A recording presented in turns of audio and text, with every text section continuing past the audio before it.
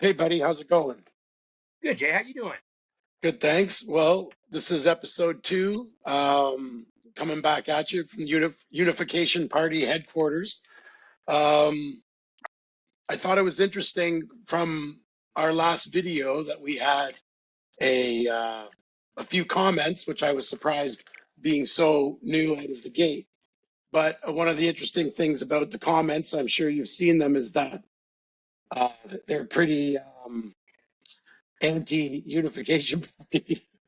And I just thought for a fun exercise, I was going to go through um, these this interchange, and then we're going to try with like empathy and try to like understand the perspective, because clearly with all this in Canada, all this like pro Canada nationalistic sentiment, this guy may seem a little bit over the top, but he still is a representative of probably would even be the majority opinion. So I thought instead of getting angry or lashing back, let's use this as an opportunity to try to get inside the mind of the voter that we would want to convince that The merits you of a good know idea. absolutely. So without, I rewrote it out here. I'm going to read it verbatim from what it was written. I'm just calling the gentleman who sent the message in Mr. G, because we're not trying to flame anybody or, cause anybody any grief. But so whether you saw last week's video or not, essentially, the Unification Party's goal is to obviously not be the 51st state in the United States, but maybe have a dialogue with the United States about forming some sort of North American economic union where Canada maintains its sovereignty, maintains its health care, maybe maintains its anti-gun stance, or whatever the things that Canadians universally agree are non-negotiables. Is there another way to talk about this topic? That was what we spoke about last week. And then, so I'll jump right into Mr. G and his critique of the Unification Party. So Mr. G writes, sorry, Unification Party, read the room. Canada is not going to give up its sovereignty. So what were you guys before Donald started talking about annexing Canada? Western separatists, white supremacists, gun nuts, anti-vaxxers, conspiracy theories, those wingnuts who claim to be truckers in occupied Ottawa, Maple MAGA, are you even Canadians? So that was the opening salvo from what I thought was a good-hearted attempt to tackle the subject last week. I didn't really get into dealing with the group attacks, white supremacists and gun nuts or whatever, wing nuts. But I did respond to his point about Canada is not going to give up its sovereignty. And I think if you listened last week, uh, anyways, I'll let my response be the answer. I said, no one said anything about giving up our sovereignty. And that is one of the key components of the Unification Party is no one is talking about giving up Canadian sovereignty and becoming a subordinate state to the In U.S. fact, that's the whole point of this, is to maintain them. Absolutely, that's what sets us apart from other, the 10 to 15% of Canadians who are actually considering or might be open to becoming part of the United States. So,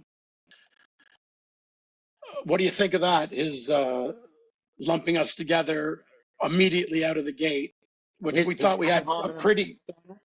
yeah, pretty moderate take. I thought we had, but I guess it goes to show. Sorry, go ahead.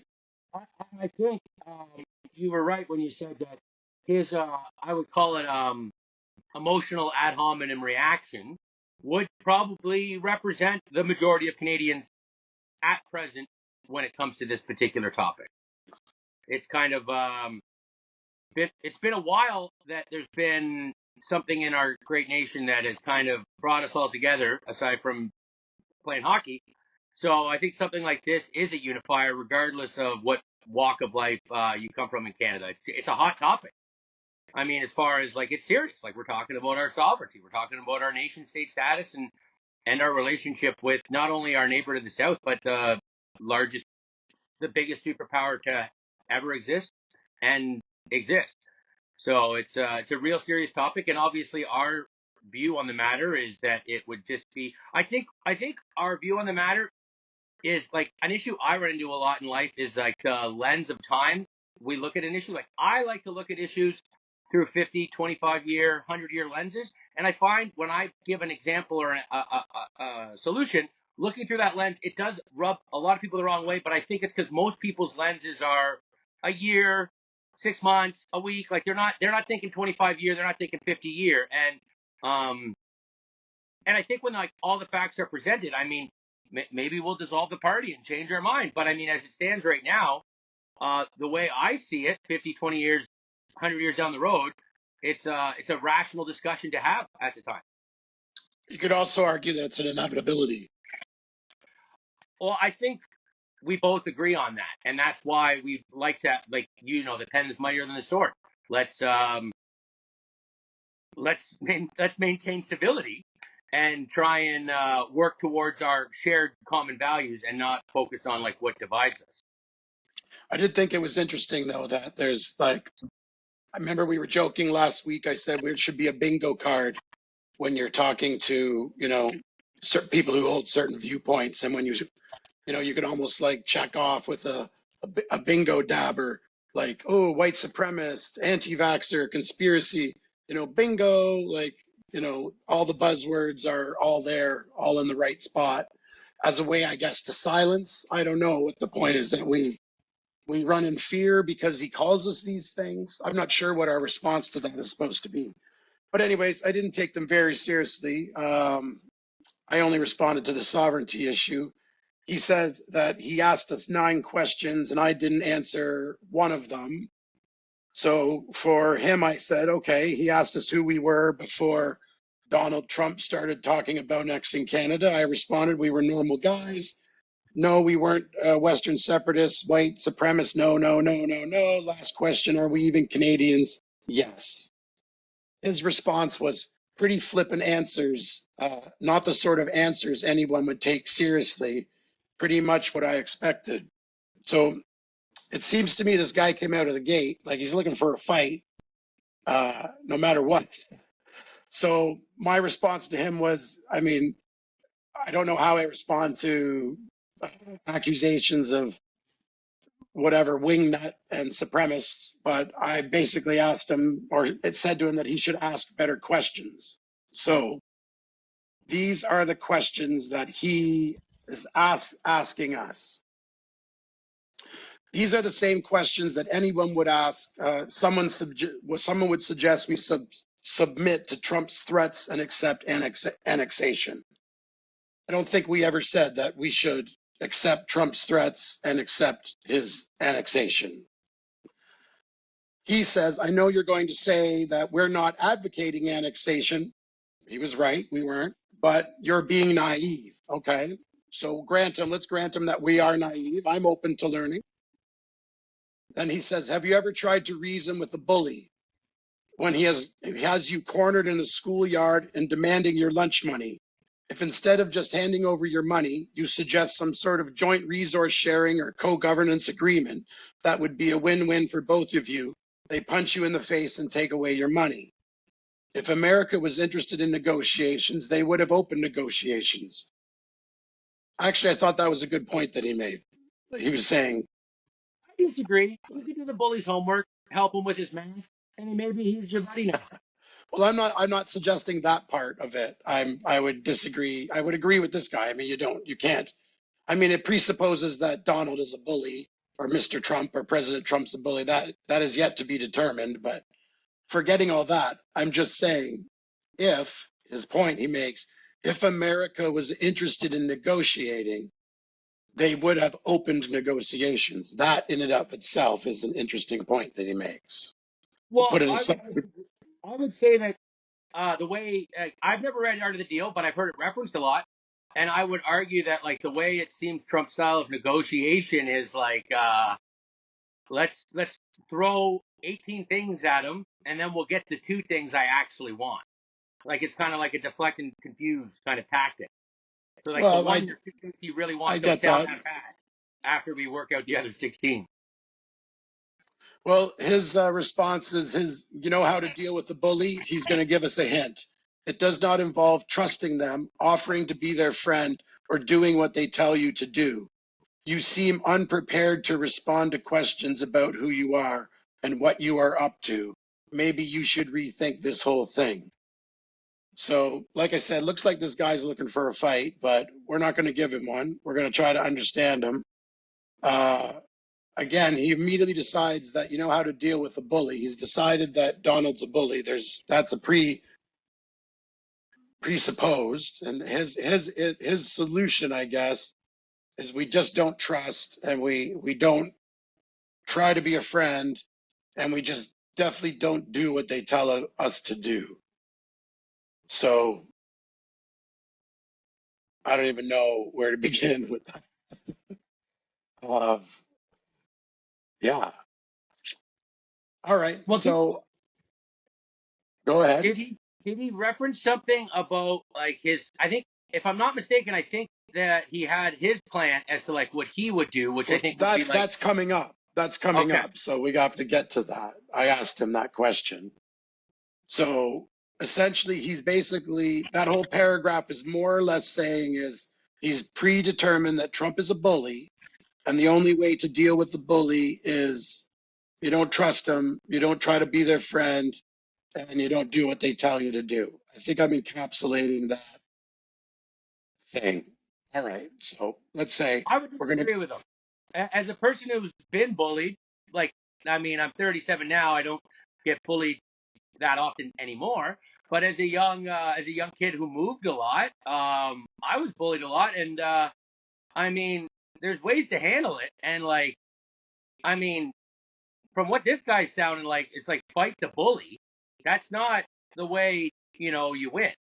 You don't like on the you know what I mean. Like there's other ways to go about it when dealing with the bully. I found humor was usually a great defense mechanism. If you make the bully laugh, you can usually break the ice. But Yeah, but you're immediately by even defending this or trying to come up, you're immediately you're giving him the ground that Trump is a bully by you even coming up with like that hasn't even been determined, right? You're ceding the ground to him in that he's pulling you into this framework that he's saying Trump's a bully and this is how you handle a bully. I don't well, even know. I'm I saying even in understand what his you're. little world, his remedy is wrong. That's what I'm saying. It could very well be, but In my I'm gonna disregard the premise because it hasn't been proven that Trump's a bully. That's going to actually, this is the whole point of these dialogues is trying to get to the bottom of what is actually going on. But it does give us an indication, a snapshot into our detractors' minds, I guess. That this is what they jump to, I guess. And I guess, we do the same, right? We jump to there, this, there, that. So whatever. But it's interesting because like I find it almost humorous because it's stated with such like ferocious certainty, right? And I don't have ferocious certainty about almost anything. But anyways, my response to him was the whole point of this adventure is to engage in dialogue about dealing with the very real challenges that we'll be facing from the South. I tried to clarify with them. If I'm hearing you correctly, you feel that any response or discussion is a waste of time because Trump is a bully and he can't be trusted. So I asked in good faith, what would you recommend as our course of action? I then reiterate that I think I was very clear in the video where I stood, and there is nothing in the video that would imply anything other than an earnest attempt to try and understand the issue and come up with a solution that would benefit all of North America. So I thought that was a reasoned response. So this is when he recommends what he would recommend. So he recommends we get our dukes up, we inflict the maximum possible damage on the American economy that we can do, within the law, find new markets and new suppliers in Europe and Asia, and remove barriers to interprovincial commerce. We'll wind up with a bloody nose, but we will survive, and we will have done something that defines who we are. When the dust settles, makes us more independent. What you're suggesting is surrender, give up everything we have built here, give up what Canadians have fought and died for, because we're scared that our standard of living might fall for a while. You would give up on Canada so easily? Oh, I understand. You're not giving up on Canada, right? You're just redefining it, like Hitler redefined Austria in 1938. I guess guns a-blazing. Very rational course of actions he's suggesting. Well, I mean, they are. I mean, they are. Obviously, they are. They have nothing to do with this tariff war with the America. Like, obviously, it'd be a great idea. Always, they should, and there's been no excuse. We should have been doing it for years. Would be, finding new markets and suppliers in Europe and Asia, and removing trade barriers to interprovincial commerce. Like, these should have been things we've been doing forever. But I mean, our benefit and our challenge is that the largest economic powerhouse in the world is our neighbor. So, And we do 90% plus of business with them. yeah. So I don't suggest that diversifying is not a good idea, but I don't know. Well, on that note, if I'm not mistaken, I recall in the last few years, Japanese and German delegations came over to speak with Prime Minister Trudeau about LNG exports, and I think he told them both to kick rocks, that was not viable for us at the time, as well pertaining to interprovincial trade barriers to be the saving grace of it all. If you look further into interprovincial trade barriers, that's definitely not the matter that's going to help us. If anything, it would help the average Canadian feel a little bit less stressed. It seems to just be more bureaucratic paperwork about packaging for your product, and as well, if you want to sell your food in a different province, you have to get it federally inspected. So it seems to be more of just a bureaucratic boondoggle that's preventing Canadians from doing stuff like that. I mean, selling a couple beers from Edmonton to Victoria and maybe your jam from Manitoba to Ontario, that's great, and I think we should do that. But I don't think that's the remedy that we need at the moment. Going to save the day. That's going to save the day. I don't know. That's pretty true. Anyway, I just thought it was interesting, and I mean, again, understanding that this guy represents maybe an extreme representation of the general feeling that us Canadians are going to pull up our boots and work together, and we're going to somehow inflict the maximum, to quote him, Mr. G here, the maximum possible damage of the American economy.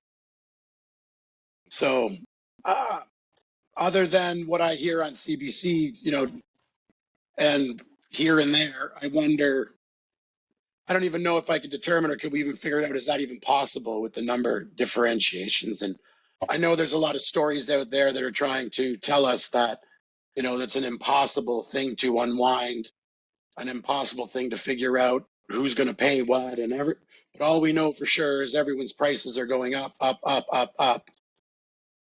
But, I thought it was interesting, this, just demonstrates that there's an ideological divide, which seems to be at the base of all of this. And I was talking to chat, or AI, one of the AIs, and asked it, because, you hear about your genetic component to your political bias. And it even said that seems to be standardly understood that 40 to 60% of your political bias or your political leanings are attributed to your genetically. So is this guy just the extreme genetic progressive?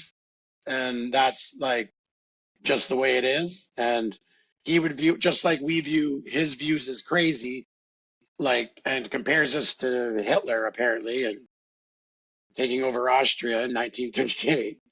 Look at this 5 comments to get to Hitler. Yeah, I don't know. Yeah, 5 responses. There's a word for that. Yeah, I think you could tell by the phrases he used right off the hop, like gun nut, mega maple, anti-vaxxer. he's coming in with some strong, extreme, polarizing words from Jump Street.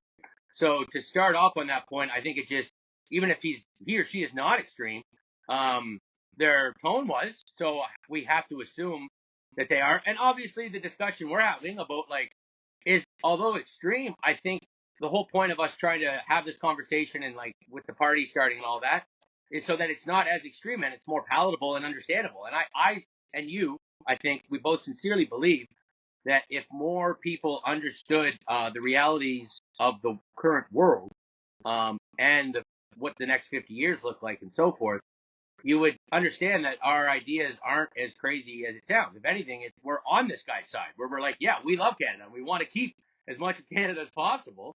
That's why we want to have this dialogue. And it seems to be a dialogue he wants to have, Mr. Trump, I mean, as well, his remedies of like, all right, let's get the punched in the face and sell everything elsewhere and ignore America. Does he work for Donald Trump's cabinet? Because like that's exactly what Mr. Trump is saying. Mr. Trump's like, we don't need your wood, we don't need your cars, we don't need your blah. Put in whatever there. So I don't think like his remedy, I think, would just like speed up with whatever POTUS has planned at present, which is like trying to diversify away from us. Yeah. Yeah, it's just kind of interesting. I mean, I thought it was kind of fun to get, someone who was willing to engage with us at the very least, and Agreed. at least to give us some content for our second show as well.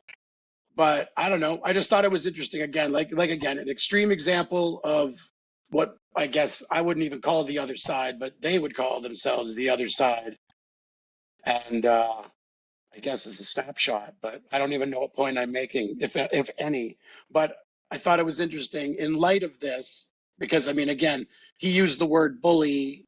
The CBC News is using the word chaos and madman, and one of the CBC stories, which I guess ties into this, is you know these all these Canadian pundits, these super smart people, smarter than us and more knowledgeable places than us, they look at Trump and they keep saying the same words like chaos, bully, like he gets up every morning and just on a whim is doing these things. And, at least this one article or this one thing that I was looking at, there was one of the CBC commentators or another point of view and was saying that the threat of the uncertainty is a feature of the negotiation and is sort of flood the zone with information, keep everybody on their back heels. It's also called the madman theory, and that all of it, his sort of maneuvers are part of a integrated plan. But I find that funny that even like this guy, whoever he is, Mr. G, is just some guy. And he has to try to wade through this, like through this mire of information and counter information and propaganda and counter propaganda. And even these unbiased journalists and prognosticators and business leaders and whatnot who have their finger on the pulse, they still don't know. They're still guessing madman theory, or he's just getting up every day and just woo, like doing whatever it is he's doing. So I don't know. I don't know what to expect. Are we brainwashed? Are we genetically predisposed for our side of the equation? I don't even know. Can we even know? Well, I mean, everybody's brainwashed in their own right. It's just a matter of what you mean by that word. When you hear that word, you think of somebody being lied to in front of a television. But I mean, like raising your kids a certain way, you're brainwashing them to be a certain way. So it is what it is. We have our own perceptions on the world and how it's run. And I do agree. I think this guy is the majority of Canada. My gut feeling on this topic, I'd say maximum 20% of Canadians maybe agree with us. 20% of Canadians don't care about anything. And then 60% of the Canadians are probably like closer to this guy than they are to us. Well, that's for sure. So I Yeah. guess it's smart of us to try to get inside the mind of the I'm not going to say enemy because I don't view this man as an enemy, I think You're we fellow both. Canadian. I think, yeah, he passionately wants the best for Canada. He probably So do can we. understand that we both want passionately what's best for Canada too. Mm-hmm. We just have a different way of looking at it. So the problem, like we said, was division. What I think this guy, Mr. G, is associating us with is more of these secessionist or joining 51st state people like we're seeing out west. And from what I understand, you know quite a bit about that and did spend some time out west, and you have a bit more of an insight into the inner workings of that sort of mentality. So why don't you bring me up to speed on what's happening out there? Yeah, I lived in Alberta for 8 years of my life, 4 years as a child and 4 years as an adult, different segments, moving back to Ontario each time. Um, Now I hang my hat in the Maritimes. But I would say from my time out there, Albertans are proud to be Canadian. They just feel unappreciated. Um, if there were to be an issue. And like currently right now, that's kind of unfolded into a movement out there. There's a couple different movements to become the first 51st state. There's actually a fella who's leading a citizens brigade down to DC the last few days named Jeffrey Rath. And they're trying to meet with delegations in DC to like get that conversation going. Okay, And well, so 1 second, I got a question for you. So you shoot, said there's a number of groups out west that are trying to do this. it looks like there's a lot of traction for it. So there's like maybe two proper groups with like actual like funding and websites and all that stuff, and then there's like a bunch of other like little guys with quite the following as well, that have the exact same sentiment. And I do believe that like the leaving Canada conversation for Alberta, it didn't just start since Trump took office in on January 20th there. It's similar to the Quebec leaving back in the 90s.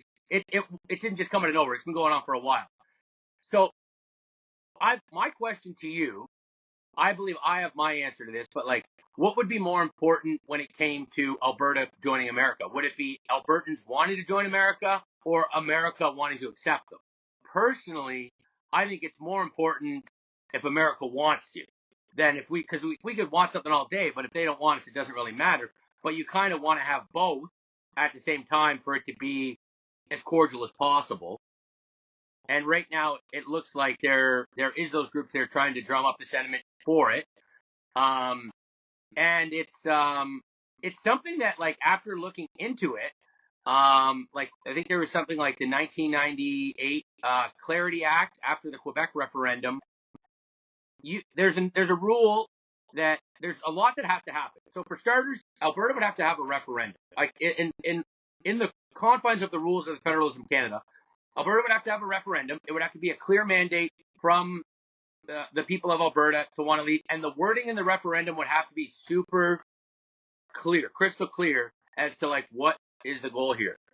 So that would first have to happen, which we saw in Quebec was like I believe it was 50.58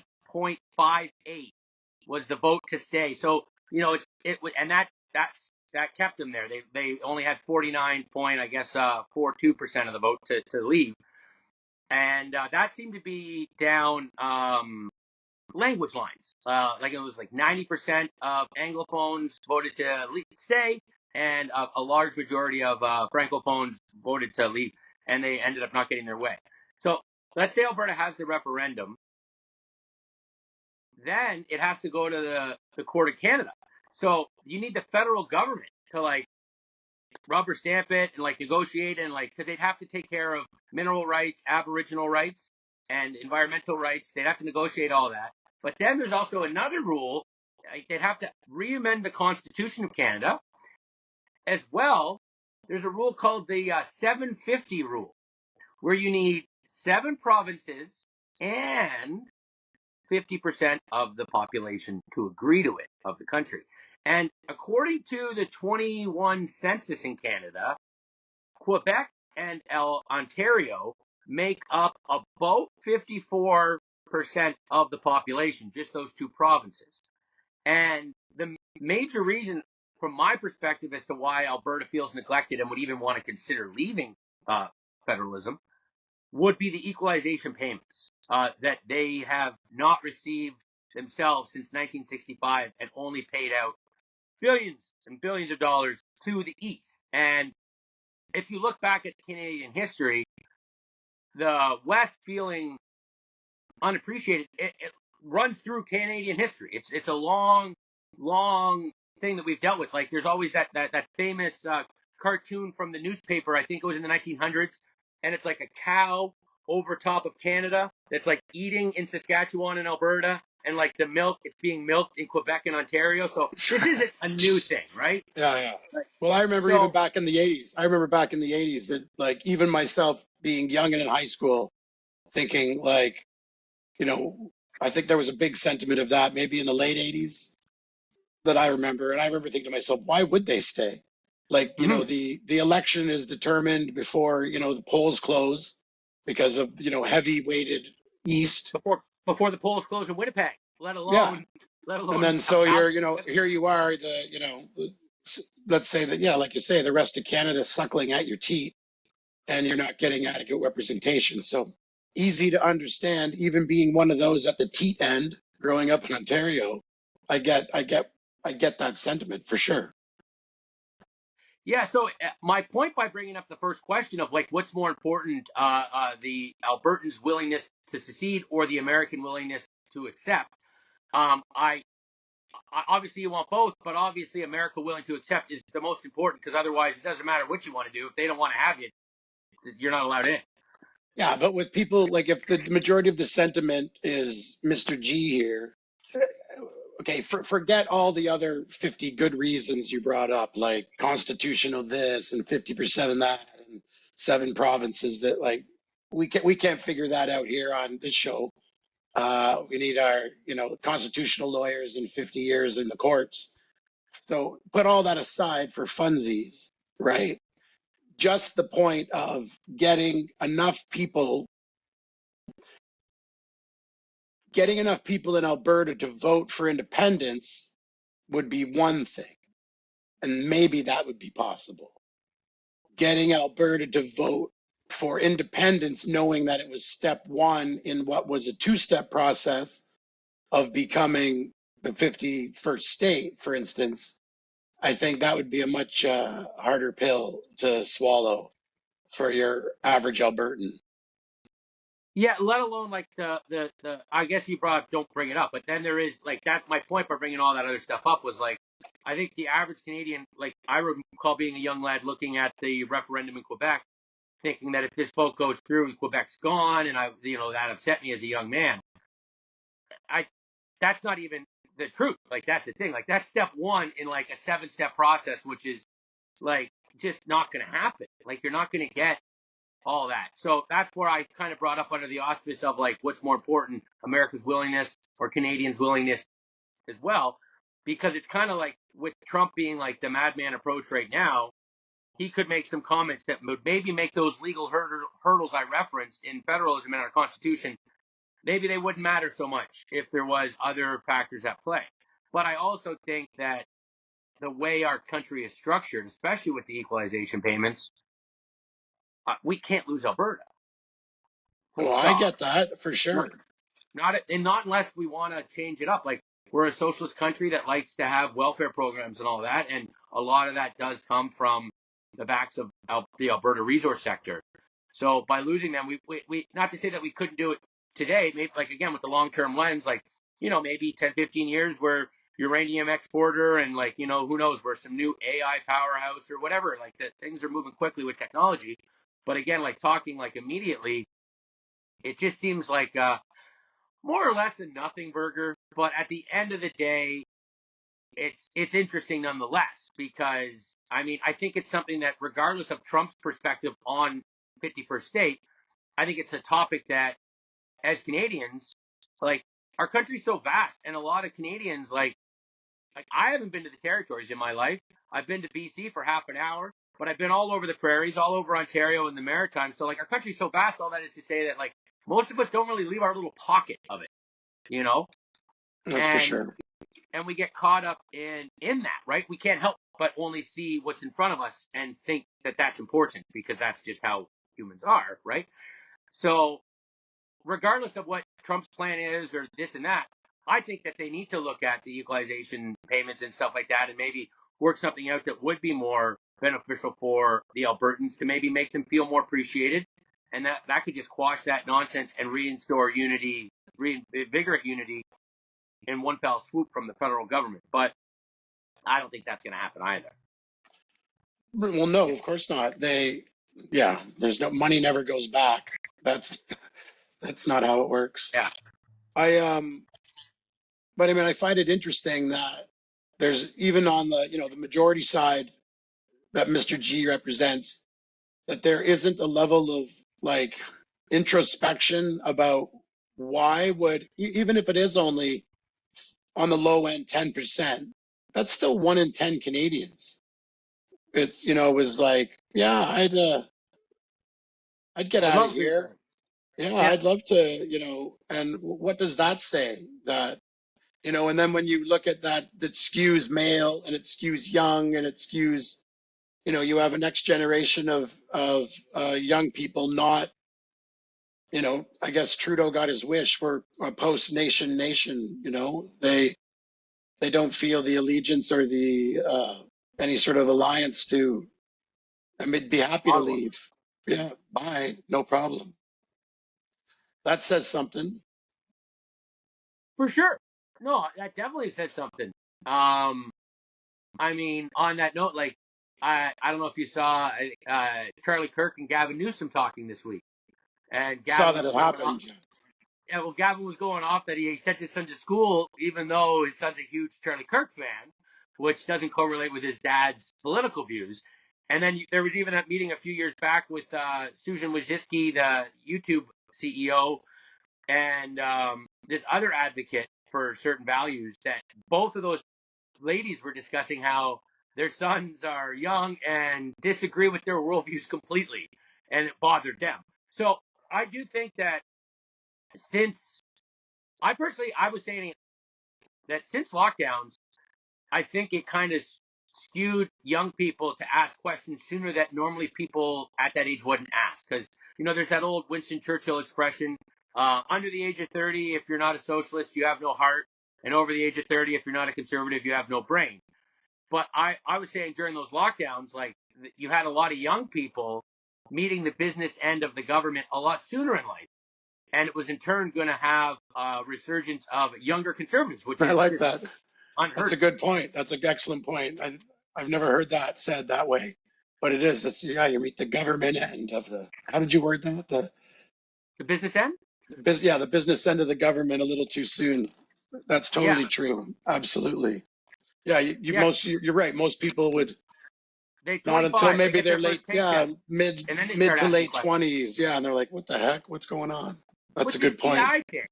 Let me ask you some questions about this Western annexation. Okay, so the main group that you said was going down to the States, what are they called? The delegation? What was It's a their citizens coalition, and I know that citizens? it's headed by a lawyer by the name of Jeffrey Rath, I believe, and he's been out talking and making appearances and whatnot. So yeah, and that's like, I guess it's starting. Any credibility in your opinion from what little you could see? I mean, I know they're being slagged. I'm sure there's nut jobs and whatever, but was there Yeah, any no, seem to he has a history. I believe he was he's done some stuff legally in the past that has like impacted Canada and whatnot. I'm not certain much more than that about his history, but obviously you can tell by his passion that like he is a firm believer in the benefits for Alberta and Albertans of joining America. And from my perspective of living in Alberta, um, I would have to agree. Because like Alberta is uh a place that if you want to be left alone and go to work, it's hands down the best province in Canada to have that lifestyle. Now that comes with some, like, a lot of stuff being privatized, and there being you have to take a little bit more gumption on your own, but there's merits to both sides of that. So I mean, if there were any province that I think would jive with American values more so than others, it definitely would be Alberta, and obviously maybe number two would probably be Saskatchewan. But again, both of those provinces are very resource based. very blue collar more often than not, and that kind of jives with the American values of entrepreneurial spirit and kind of like freedom to do things on your own. Whereas like most other provinces, like they do like the big government, they love nothing more than a check from Ottawa to do whatever and whatnot. Whereas Alberta's kind of always just kind of been like, leave me alone, let me just go to work. So So we're in no danger of either of those leaving anytime soon. no, 100%. But on that note of Mr. Trump being like the madman approach, a couple of things I've heard recently. I think there was a report in the Wall Street Journal about him talking about he's not so sure about that treaty that demarcated our border back at the turn of the century there. Which is and then he was even talking about like he's not even really sure about these Great Lake treaties and there's just so many things going on. On another like left field note, I heard something about David Eby, the Premier of British Columbia, was spitballing the idea of charging tolls on American trucks, commercial trucks, using the Alaskan Highway route through British Columbia, which there was like a treaty there that because the Americans built it and whatnot and so forth back in the day. So, I mean, everybody's kind of just spinning their tires and figuring it all out. And I think you can't help but assume, yeah, Trump is definitely doing the madman approach, which is like he clearly has a goal. And I think most importantly, he doesn't like Justin Trudeau. That seems to be a big part of it. Absolutely. Yeah, and I would, from what I've seen with their interactions over the last decade, I don't think Mr. Trudeau's given him very many reasons to like him. No, I agree with that too. Like that meeting I brought up where Trump was going to Singapore, but he had just left Ottawa, and as soon as Trump got on the plane, Trudeau got on the mic and wasn't very cordial. That's just like I could see Trump looking at that as like, you little weasel. And like God knows what other conversations they've had that no one's been privy to. Yeah, and what he's heard that didn't make the media and whatever. So and then you throw in the factor of like you see Trump right now kind of dealing with feeling like he's been betrayed by his own government, like when he was in office, like his own bureaucrats and like his own countrymen, and then just so to say like he's kind of overturning the apple cart of the international rules order, where it kind of seemed like the Europeans, the North Americans, we were all under when Biden was in office, we were all in lockstep as to what the goal was, which seemed like whatever you want to call that. And now when Trump comes in, I think he kind of looks at Trudeau as like a microcosm of the same, so to say, swamp that like attacked him for the last 8 years. And and let alone what other interactions they've had. Like they seem polite when they're in front of the camera most of the time, but you can always see that underlying tension of like the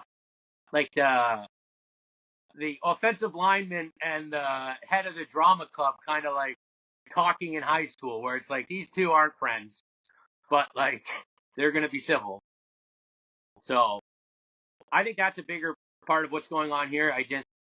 I also think that like Canada has had its economy kind of set up to pay deference to America, and we kind of built our house in that way, and that's definitely a weakness. Like when you have 90% of your product going to one place, well, they own you. It's kind of like, that old expression, like if you owe the bank $100,000, they own you. But if you owe the bank $100 million, you own them. Fair enough. Right. So, I mean, okay, but here's a question. There's a lot of bluster, a lot of talk.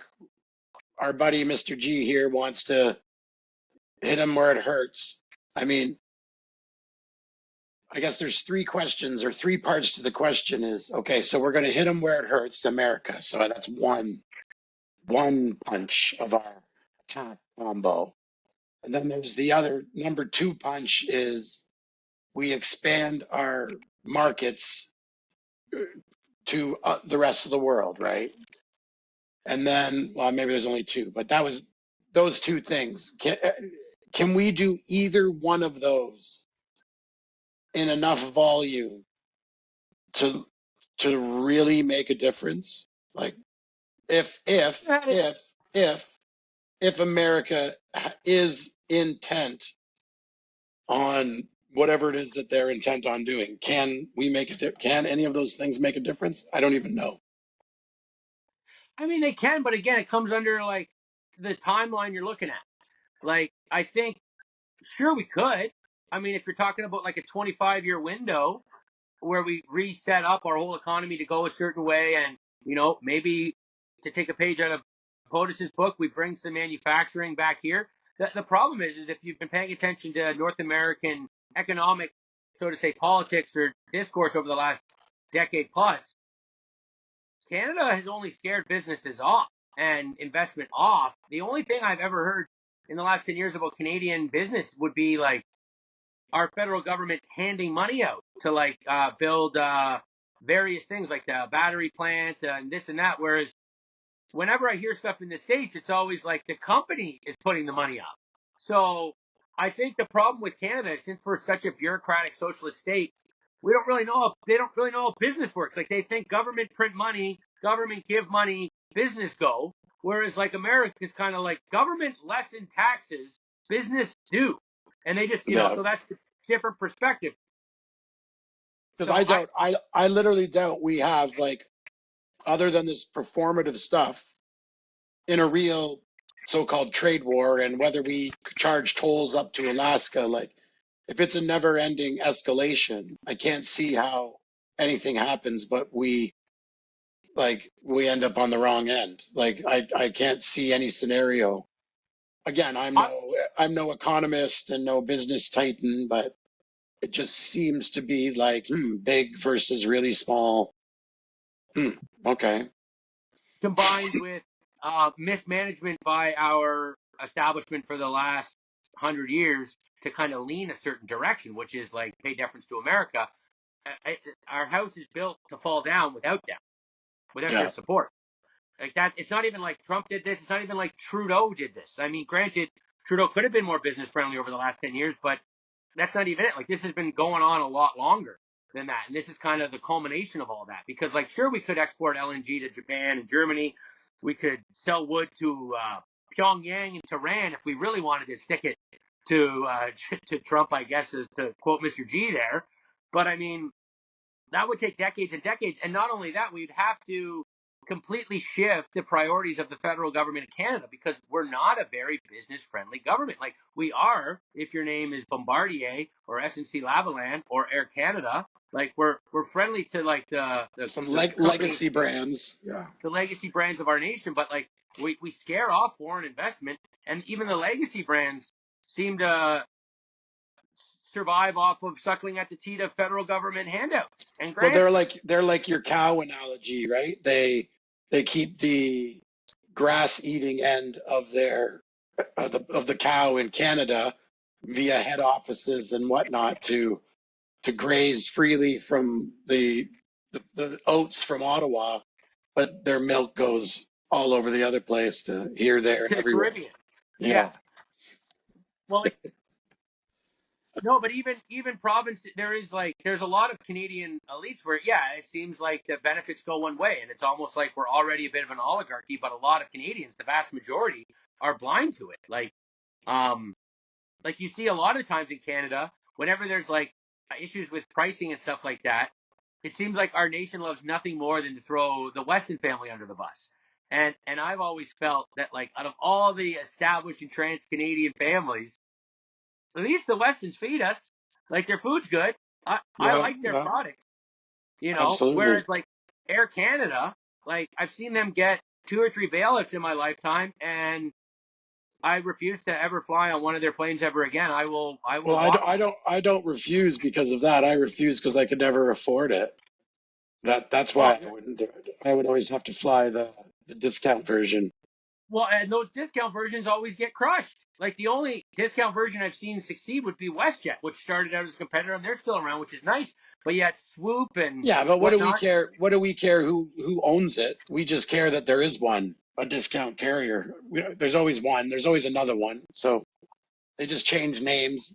They're just paint jobs on planes. It makes no difference to us little folk.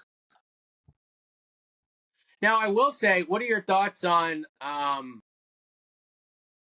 Mr. Carney negotiating with Trump? I obviously think he would be a better negotiator than Justin would be, just because of even the bias, right? Like Trump doesn't. Well, yes, I mean, you could put Justin Trudeau with the baggage versus a man with a paper bag on his head. I would put my money on the man with the paper bag on his head Yeah. to be able to get somewhere. So yeah, of course, Carney's in a better position to do that. I mean, he seems, I don't know. I don't know enough about him. I've tried to figure out, but going with my gut feelings, he seems,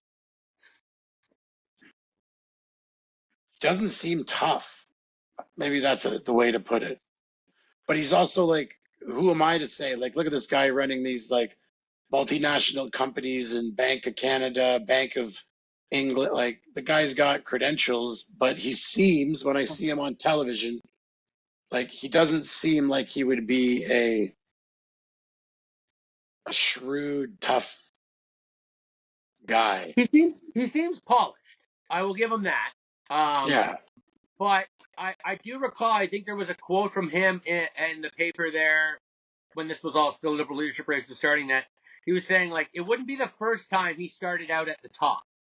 So to your point of not being shrewd, like, yeah, he seems like he's had a silver spoon, and like he's been handed a lot of stuff, so he doesn't have the tenacity that a fighter would have, because a lot of things have just been handed to him. Now, again, I don't know if he was a bad governor of the Bank of Canada or a bad governor of the Bank of England, but he definitely would be better than Trudeau. But at the same time, I think from my perspective of not liking the current government of our country and the way they've taken our country the last decade and change, I think I don't know. I personally think he's a devil in a seersucker. Like Well, he's there's no well. doubt in my mind about that. But I mean,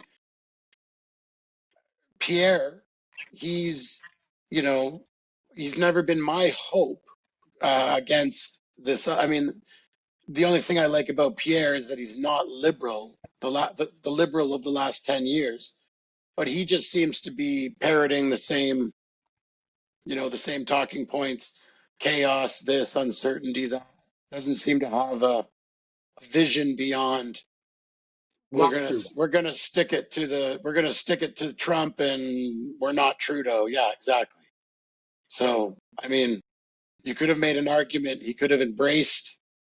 I don't mean embrace MAGA, but it could have maybe jumped 2 feet with a little more faith into a more common sense, they would say in the South now, or a conservative approach. But he seems to want to stay pretty close to the liberal Well, center-ish, center I would left. say that's most Canadian conservatives, and that kind of goes to like what Mr. G was saying about the term mega maple, which I've only ever heard used by angry people. I've never heard that term in real life. I've only seen it on the internet. But I think that's like the issue with like the Canadian identity over the last 50 or 100 years has kind of been shaped by like, we're not American. We are maybe quote unquote better than, we're politer, we're blah, blah, we're whatever. And I think that like any time there is the remoteness that a conservative in Canada could get painted with the brush of being kind of American, all of a sudden that's like tantamount to, being Hitler, which is just like, it's an absurdity. But I think it also goes just like the entrenchment of the political parties in our nation. Like Yeah, they are, as much as the conservatives and the liberals have different policies, they do use the same consulting firms like McKinsey and so forth, yeah. and Deloitte. So, I mean, it is what it is. Like the fact that there is people out there that would call, like they call Doug Ford Trumpian, they call Pierre Trumpian, and in my mind, it's obviously like it's just to deflect and like shut down the conversation, because those people aren't like, if you ask real conservatives, like if you ask Republicans in the States, what do you think of Doug Ford? What do you think of Pierre? And you show them some of their policies, they'd say, oh, it sounds like Joe Biden would have loved him. Yeah, yeah. And Canadian conservatives, I think, are always afraid to be painted with that brush. But I think a big part of that is our media discourse. Like in America, even in America, like up until Elon bought Twitter and called it X, they only had Fox. as like a right-wing outlet, and it was kind of like a known right-wing outlet, whereas like the rest of the outlets were just down the middle, centrist, noble, looking for the truth. Like, meanwhile, obviously they have their bias too. Whereas in Canada, we have, you know, Rebel News and Juno News and True North News and like a couple of independent reporters, you know, left and right independent wise. But like, getting all that to say that like even our prime minister and our opposition leader, like Jagmeet and Trudeau, have both like discredited Rebel News. And like I think even David Menzies, one of the Rebel News reporters, has been arrested a few times for just looking at Liberal members the wrong way or bumping people, whatever, right? So like there's no outlet for that lens. So we have an even more like statist approach to our media, which is always kind of like, by the very nature of state media, it's going to lean left because left is bigger government, right is less government. So even if Pierre started a state funded media, it would naturally lean more left than say the Rebel, because the Rebel is crowdfunded and just independent, so to say. But no one's watching that. People are watching them, but it's no one in the mainstream Discord. You can only really, if you want to, and by mainstream Discord, I think we mean like you want to talk to your uncle or your aunt, and like they're only watching Global, they're only watching CTV, but they're the minority on the way out, is what, like the no one under X age is watching any of those things, whatever that age is, right? But that age is still voting and mad about this whole. But the tide is, yeah.